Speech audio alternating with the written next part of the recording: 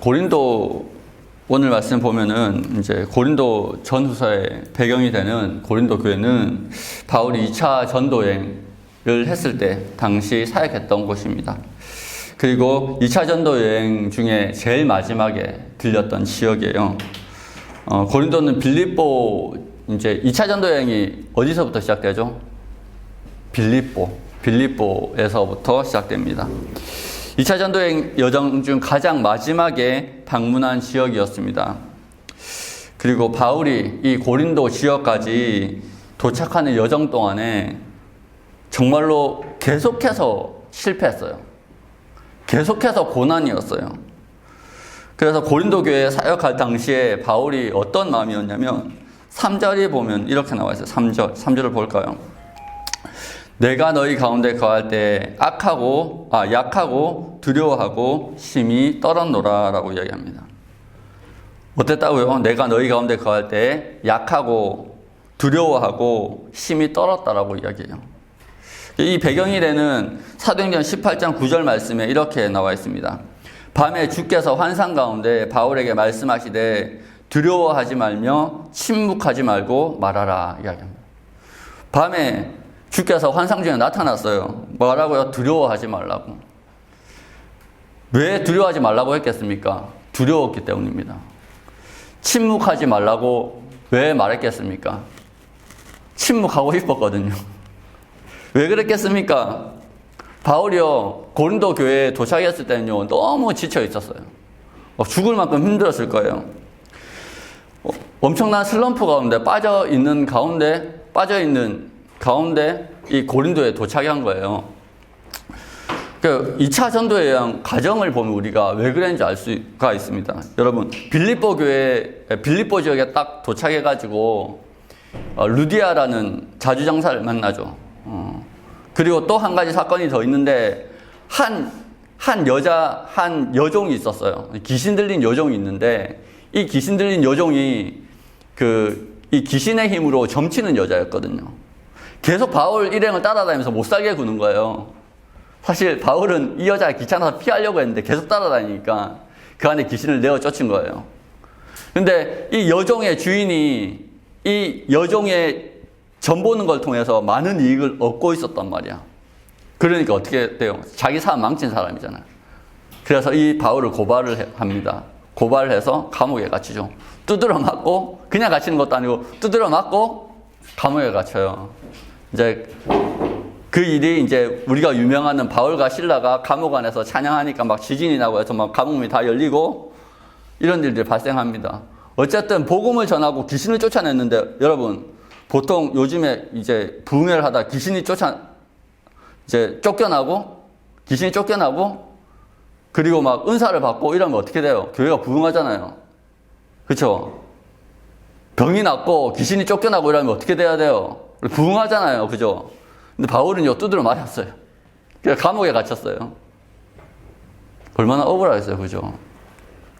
근데 이제 이 모든 일이 해결되고 나서 그 바울을 신문하고 때린 그 간원이 바울이 로마의 시민인 걸 알게 되니까 어떻게 합니까?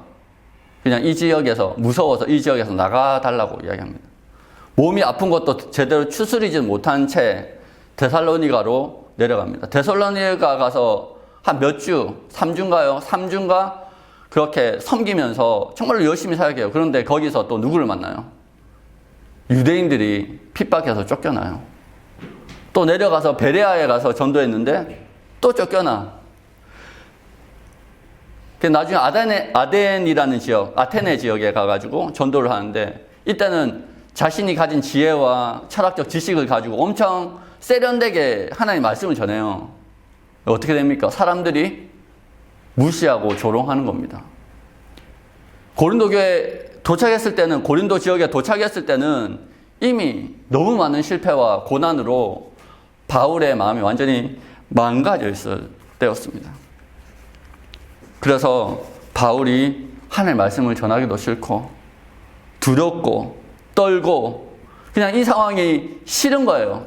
여러분, 아무리 바울이지만요, 연속된 실패는요, 사람의 마음을 좀먹습니다. 여러분, 아무리 대단한 사람도 실패가 뭐 3번, 4번, 5번 연속으로 이어지면요, 그 멘탈이 감당이 안 되는 거예요. 그런데 이 실패를 통해서 바울이 얻게 된 게 있어요. 여러분, 이 실패를 누가 주신 겁니까? 왜 하나님이 그렇게 열심히 바울이 사역하고 열심히 전했는데 왜 하나님께서 역사하지 않으셨죠?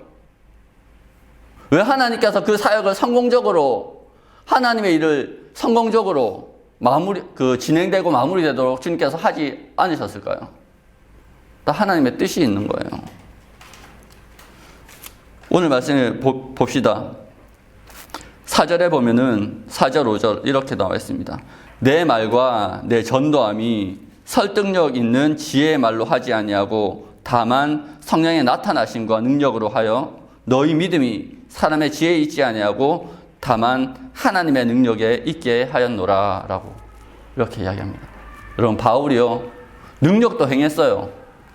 귀신도 쫓아냈어요. 그리고 데살로니가 전서 보면 그렇게 나와 있어요. 내가 너희 가운데 유모와 같이, 그러니까 정말로 부모와 같이 너무나 헌신적으로 데살로니가 교회를 섬겼단 말이에요.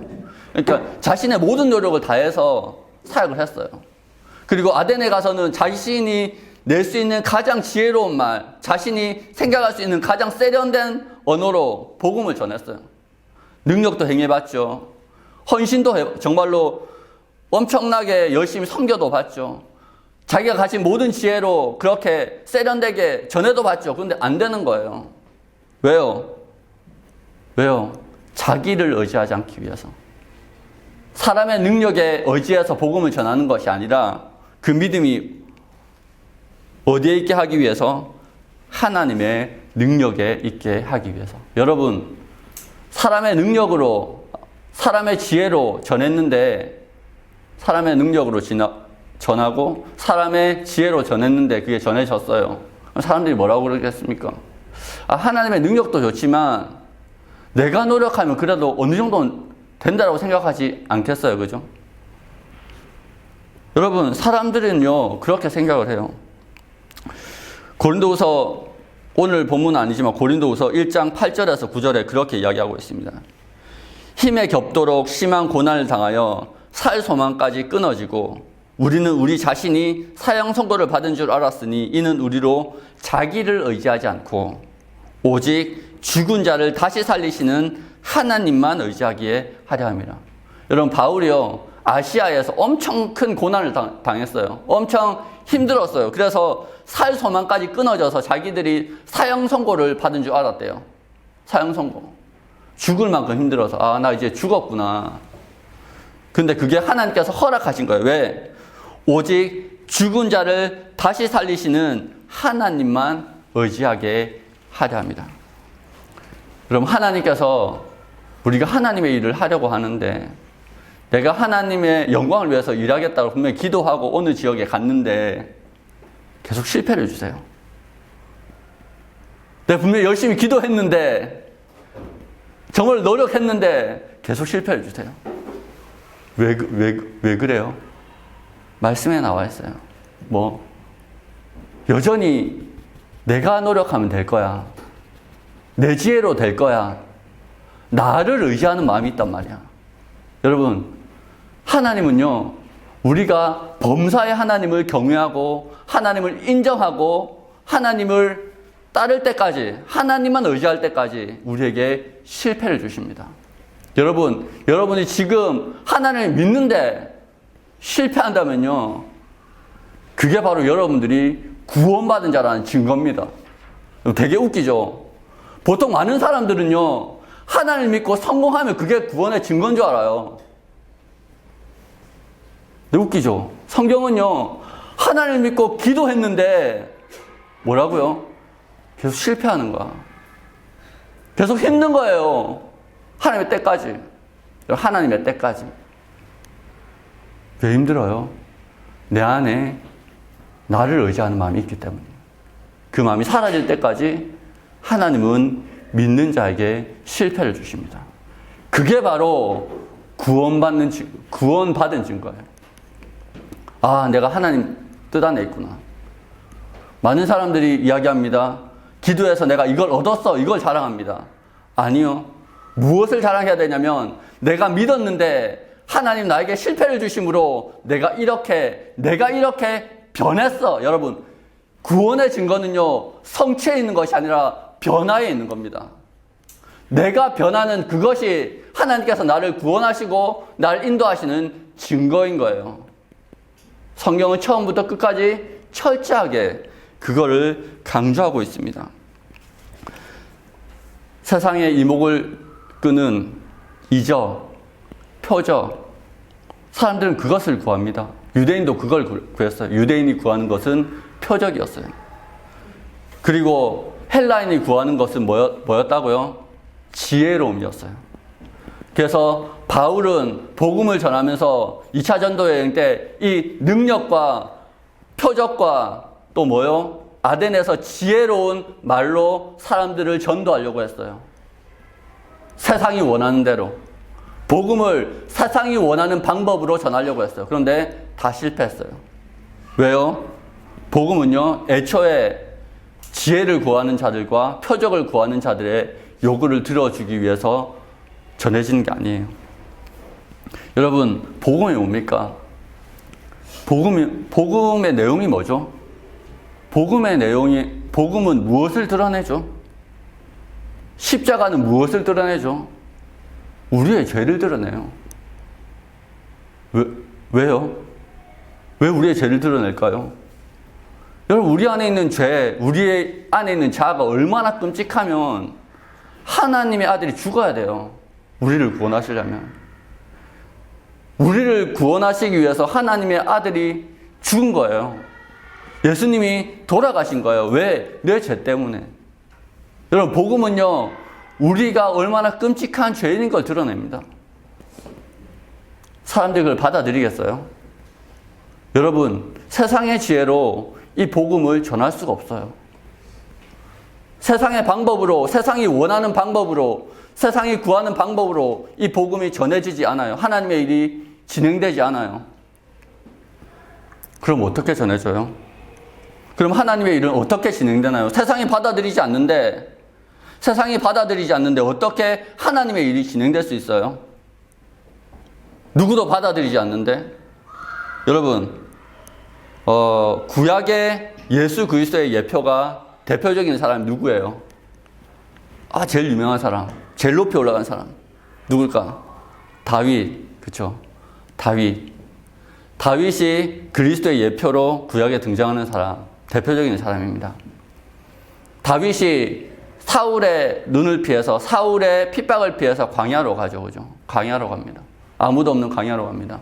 그런데 다윗에게 몰려든 사람이 있어요. 다윗에게 나온 사람들이 있습니다. 성경을 보면 그 사람이 어떤 사람이라고 그럽니까? 세상으로부터 억울함을 당한 사람, 의에 줄이고 목마른 사람, 이런 사람들이요, 다윗을 따라갑니다. 다른 말로 하면요, 세상으로부터 버림받은 사람들이에요. 그 세상으로부터 버림받고, 그 억울한 일을 당하고, 의에 줄이고 목마르고, 불의를 깨닫고, 의를 찾는 그들이요, 다윗을 만나서 나중에 어떻게 됩니까? 다윗의 용사들이 되는 거예요. 다윗의 부하들이 되는 거예요.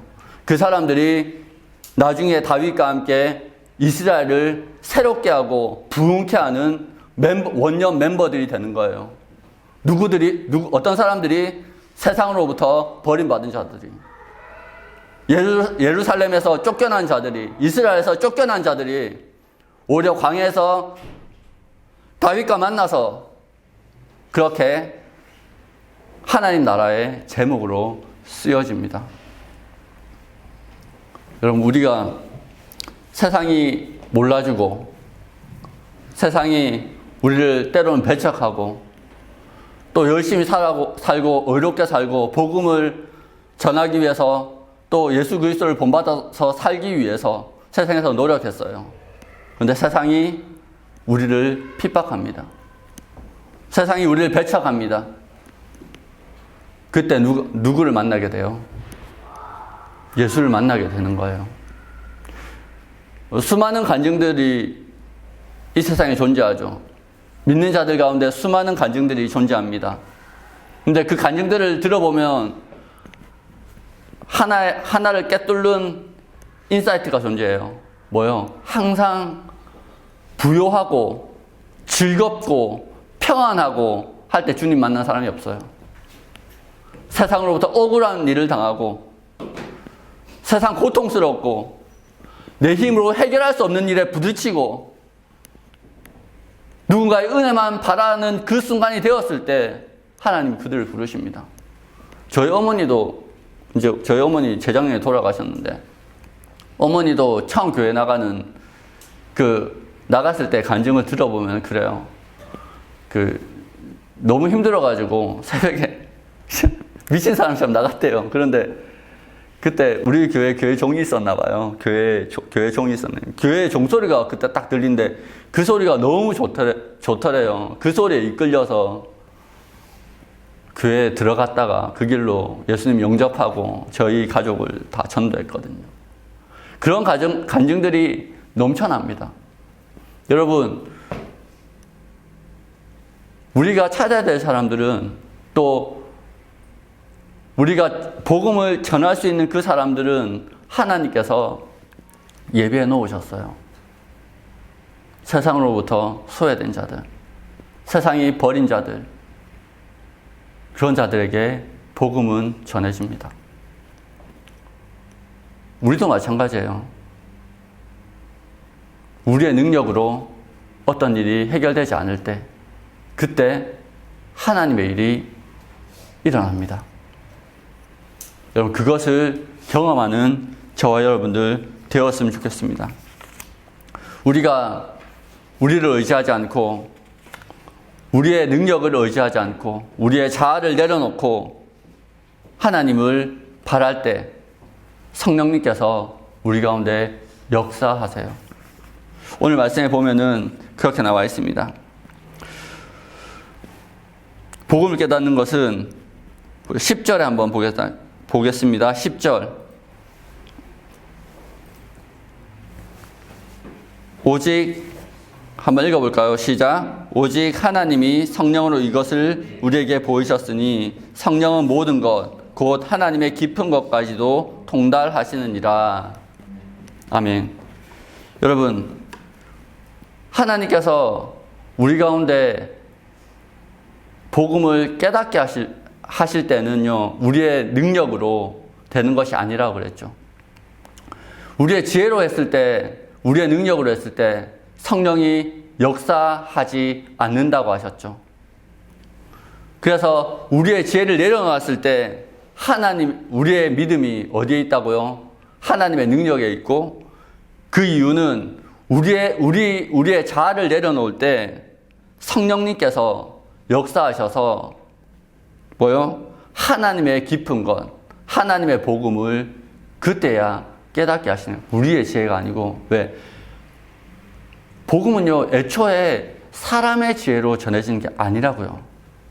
명심해야 될 것은 하나님의 일은요, 사람의 지혜로 되어지는 게 아니라는 거예요. 그래서 하나님은요, 우리를 계속해서 낮추십니다. 계속해서 낮추세요. 시편에 보면은 뭐라고 나와 있습니까? 하나님께서 성도를 연단하시고 정결케 하시는 것이 은을 7번 연단하시는 것처럼 하신다고 그래요. 7번. 우리 안에 있는 우리의 열심, 우리의 지혜, 우리 스스로를 믿는 그런 마음들을요, 계속해서 이 고난을 통해서 계속해서 씻어내 주시는 거예요. 그렇게 씻어내 주실 때 우리가 더 이상 우리의 지혜를 의지하는 것이 아니라 성령의 지혜를 의지하고, 성령에 의지할 때에야 우리가 하나님의 마음을 알고 하나님의 마음을 깨닫고, 그때부터 진짜로 형통한 삶이 열리는 거예요. 자, 우리 16절에 우리 결론이 되는 부분 한번 읽어보겠습니다. 누가 주의 마음을 알아서 주를 가르치겠느냐? 그러나 우리가 그리스도의 마음을 가졌느니라. 여러분, 그리스도인에게 가장 큰 축복이 뭔지 아십니까? 진짜 구원의 증거가 뭐냐면요, 바로 이거예요. 누가 주를 알아서 주를 가르치겠습니까? 그러나 우리가 그리스도의 마음을 가졌다는 거예요. 그리스도의 마음과 하나 되었다는 겁니다. 아까 다윗 이야기를 했죠. 다윗이 기름 부음 받을 때 사무엘에게 하나님께서 하신 말씀이 뭡니까? 저는 내 마음에 합한 자라. 저를 통해서 내 모든 일을 이룰 것이다 말씀하셨어요. 여러분, 그 다윗에게 한 그 말이요, 여러분들에게도 그대로 통용됩니다. 성령 안에서.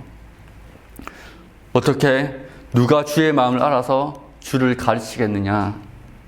그러나 우리가 그리스도의 마음을 가졌느니라. 성령 안에서